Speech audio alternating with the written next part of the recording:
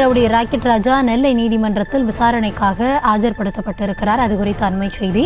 Number plate இல்லாத Innova காரில் rocket ராஜா நீதிமன்றத்திற்கு வருகை தந்திருக்கிறார். 2 கொலை வழக்கு மற்றும் பேருந்து எரிப்பு வழக்கில் விசாரணைக்காக ஆஜரான ராக்கெட் ராஜா நம்பர் பிளேட் இல்லாத வாகனத்தில் வந்ததும் தற்பொழுது விமர்சனத்திற்கு உள்ளாகி இருக்கிறது. நீதிமன்றத்தில் ஆஜராக ராக்கெட் ராஜா வந்த வெள்ளை நிற காரில் நம்பர் பிளேட்டும் இல்லாமல் இருந்திருக்கிறது.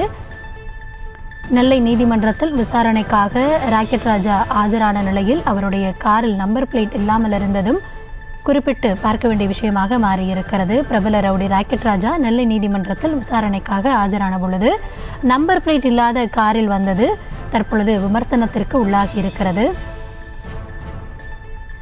இது குறித்தான விவரங்களை வழங்குவதற்காக இணைகிறார் நம்முடைய செய்தியாளர் ராஜா. விரிவான விவரம்.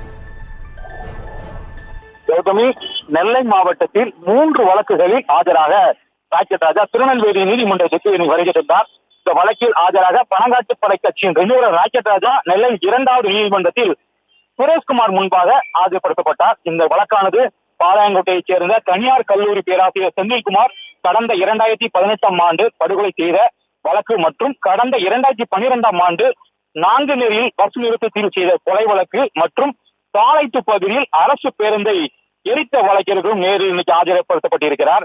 தொடர்ந்து ராக்கெட் ராஜா நீதிமன்றத்திற்கு வருகையொட்டி ஏராளமான போலீசார் தீவிர பாதுகாப்பில் ஈடுபட்டனர். நீதிமன்றத்தில் புதிய இனோவா வாகனத்தில் தனது தொண்டர்கள் வழக்கறிஞர் படைசூழ வருகை தந்தார். இதனால் பெரும் பரபரப்பை ஏற்படுத்தியது. அது மட்டுமல்லாது இந்த வழக்கானது விசாரித்த நீதிபதி ஆகஸ்ட் 8ஆம் தேதி நீதிமன்றத்தில் ஆஜராகும்படி உத்தரவு பிறப்பித்திருக்கிறார். மற்றொரு வழக்குக்கு 16/8/2024ஆம் தேதி ஆஜராகும்படி 2வது நீதிமன்றத்தில் உத்தரவு பிறப்பித்திருக்கிறார் நீதிபதி. தொடர்ந்து இந்த வாகனம், அதாவது படைசூழ இந்த வாகனம் நம்பர் பிளேட் இல்லாத இனோவா கிறிஸ்டா காரில் ராக்கெட் ராஜா நீதிமன்ற வருகையால் பெரும் பரபரப்பு ஏற்படுத்தியது. நீதிமன்ற வளாகத்திலேயே நம்பர் பிளேட் இல்லாத காரில் வந்ததாக பெரும் பரபரப்பு நிலவியது. தொடர்ந்து ஒரு அரை மணி நேரமாக இந்த பரபரப்பான நிலை வந்தது. கௌதமி, விவரங்களுக்கு நன்றி ராஜா. செய்திகளை உடனுக்குடனும் துல்லியமாகவும் தெரிந்து கொள்ள சப்ஸ்கிரைப் பண்ணுங்க.